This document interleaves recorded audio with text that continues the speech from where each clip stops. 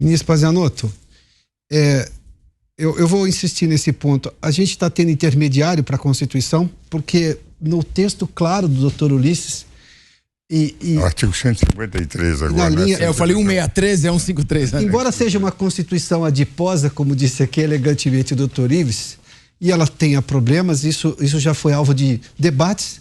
E olha que coisa interessante, a Constituição permite que se debata contra ela, que se acuse-a de ser antiquada, de ser exagerada. Nunca houve nenhum problema. O que é surreal agora é alguém usar um artigo constitucional para dizer que você não pode debater um assunto que está, inclusive, fora da Constituição, que dá liberdade para você discutir todos os assuntos. Mas o problema está na Constituição. O senhor fez menção à Constituição. Eu tenho um problema na Corte Superior, que ficou muito acima dos outros poderes, e aí afronta a Constituição, porque ela deixa os poderes todos equânimes ali, cada qual com a sua função. A prerrogativa está muito claro o que cada um tem de fazer. Ou eu tenho um Congresso omisso nesse aspecto? Essa questão tem que ser trazida a debate. Eu tenho um profundo respeito pelo Dr. Ives, mas eu discordo relativamente à Constituição. Eu vou me permitir dizer que é a pior das 8. A pior? Pior. Porque ela tem o vício da prolixidade. É uma Constituição de problemática aplicação, porque traz problemas difíceis de interpretação. E um jurista espanhol disse isso.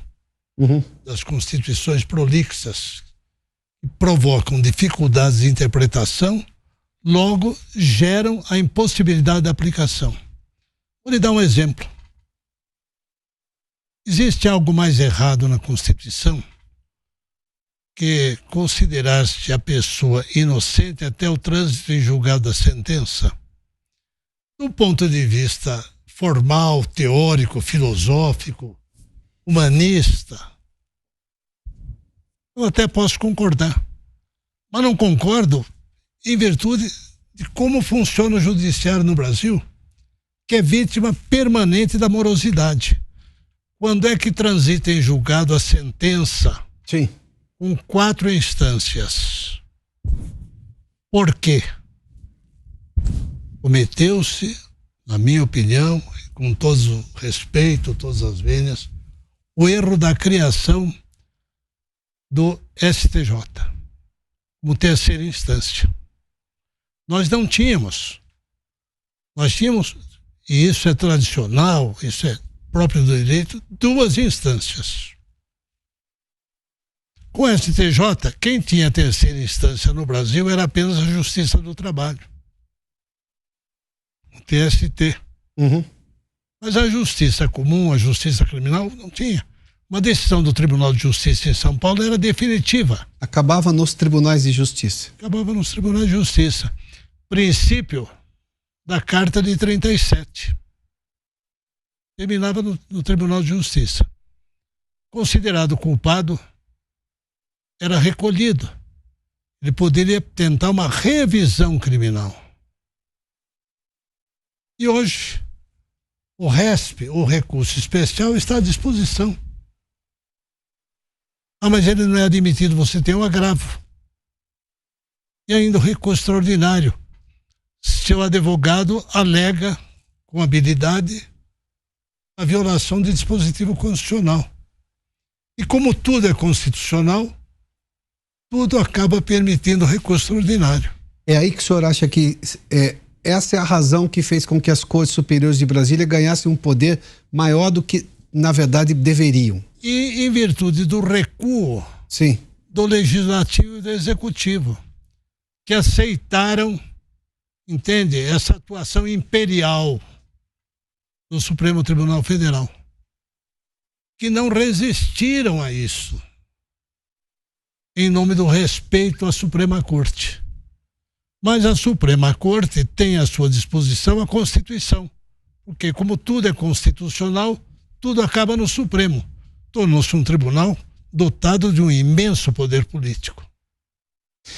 Doutor, eu vou só... Posso fazer uma defesa do seu argumento? Não, mas pode fazer, mas eu quero também. Não, por favor. Não, é que o doutor Ives fez menção no que a Constituição é mais clara, como, por exemplo, a questão da liberdade de expressão, ela é direta e objetiva naquilo. Mas eu tenho a impressão que não há uma divergência. Eu vou mostrar por que não há. Logo depois que ele falar. Só para completar o meu raciocínio. Essa Constituição foi emendada 126 vezes. Mais 6 emendas de revisão. Sim. Uma das emendas é para aplicar o calote do precatório, com a cumplicidade óbvia do Poder Legislativo. Compreende? Então nós temos uma Constituição vítima da sua prolixidade. Isso a enfraqueceu. Nós já temos um povo pouco distante da compreensão do significado, né, da Constituição, da divisão dos poderes, não é verdade? Porque nós estamos falando da Alameda Santos, da Avenida Paulista, mas imagine esse Brasil todo aí fora, né? Onde lá no Amazonas existem tribos de indígenas que nunca foram contactadas. Então o Brasil é uma realidade extremamente múltipla, não é verdade? E esse povo esquecido do interior sabe o que é a Constituição? Mas veja o seguinte, eu tenho a impressão que às vezes pode ser que eu não seja tão claro. Quando eu falei que a Constituição é adiposa, é que ela tem um mundo de dispositivos sem densidade constitucional. A prolixidade da nossa Constituição é própria daquilo que representou, depois da Segunda Guerra, a criação cada vez mais de constituições maiores do que aquelas que tradicionalmente se tinha antes da Segunda Guerra. Mas há um dado, e isto, Piotr, que eu tenho a impressão que é o que está preocupando a você e a todos nós. Quando se procurou a Constituição, a espinha dorsal, que eu chamo da Constituição, eu considero uma espinha dorsal muito boa. Primeiro, nós temos um sistema que temos um poder mais forte que os outros dois. Os constituintes abriram o título primeiro da Constituição, disseram: o povo é soberano. E há 2 poderes apenas que representam o povo: o poder legislativo e o poder executivo. Sim. A organização dos poderes colocou em primeiro lugar o poder legislativo. Por quê? Porque no poder legislativo tem situação e oposição. No segundo lugar, colocou o poder executivo, porque lá eu só tenho situação, não toda a representação do povo. E em terceiro lugar, colocou o poder judiciário, que não representa o povo, representa a lei que não faz, porque quem faz é o legislativo, eventualmente o executivo, e que tem que garantir a lei. Qual foi o grande problema? Até 2002 nós nunca tivemos problema do relacionamento entre poderes. O Supremo, o meu caro amigo Pazanotto, era ministro, foi presidente do Tribunal Superior do Trabalho. O Poder Judiciário era guardião, aquele que representava a lei.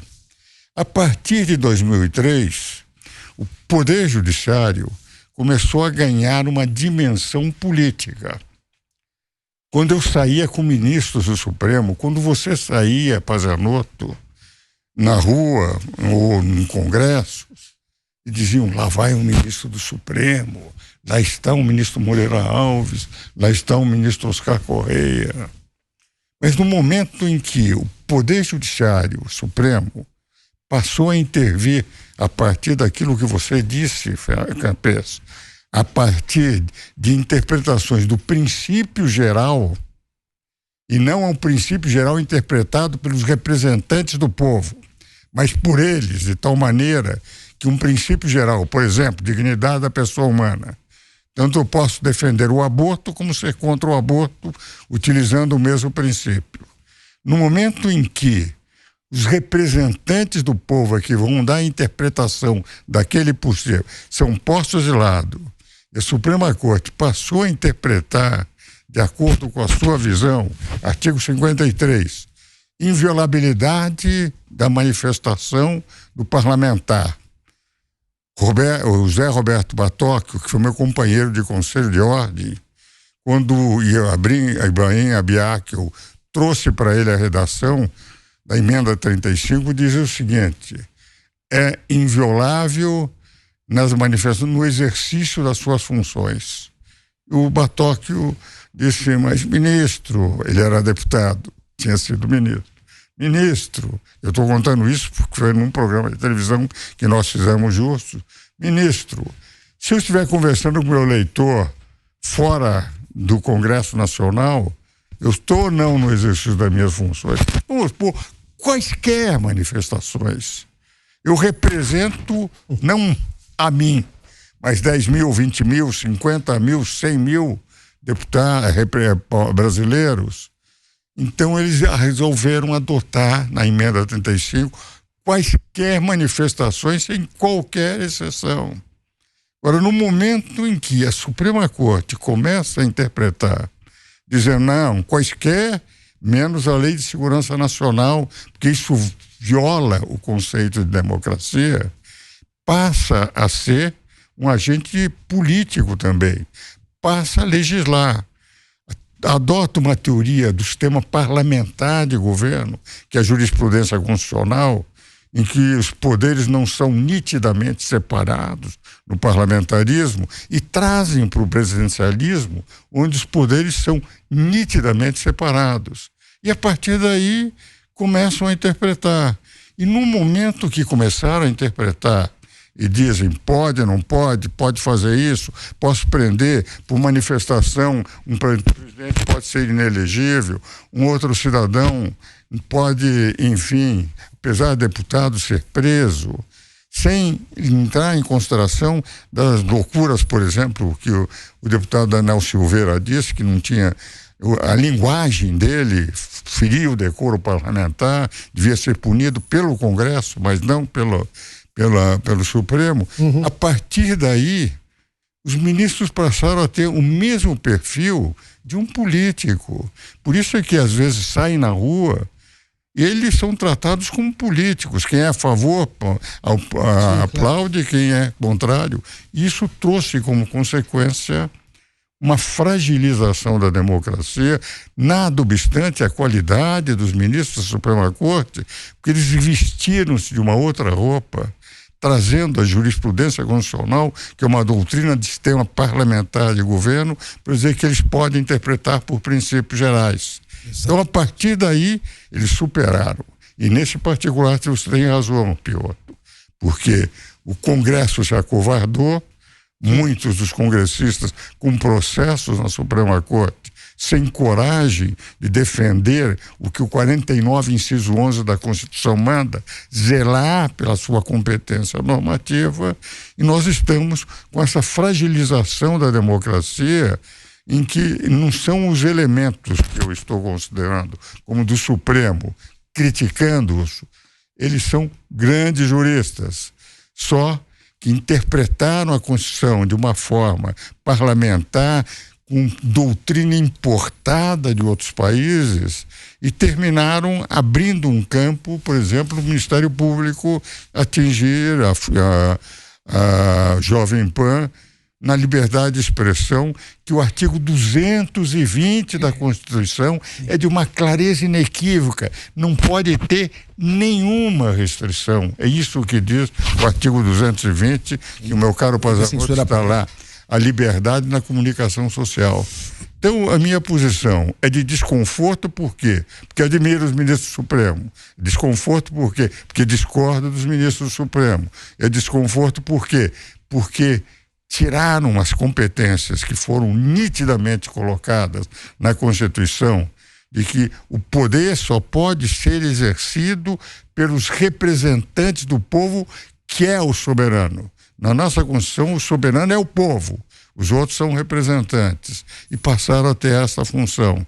E o meu constrangimento está nisto, pela admiração que eu tenho de um lado e por ter que contestar de outro lado, porque eu acho que hoje temos um poder dominante, que é o poder judiciário, dois poderes acólitos que seguem e, evidentemente, de acordo com a concepção ideológica que o poder judiciário pode ter, isso termina influenciando a própria estabilidade da democracia.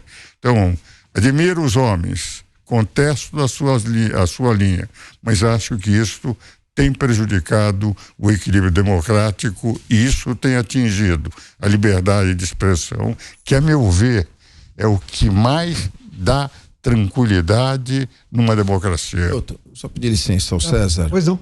Porque eu queria fazer, César, um comentário em cima do que o professor falou, que é justamente esse é o principal problema que está trazendo a intranquilidade e a insegurança jurídica. Esse ponto tratado é a questão principiológica. Hoje, em vez de se aplicar o direito positivo, o que está escrito na lei,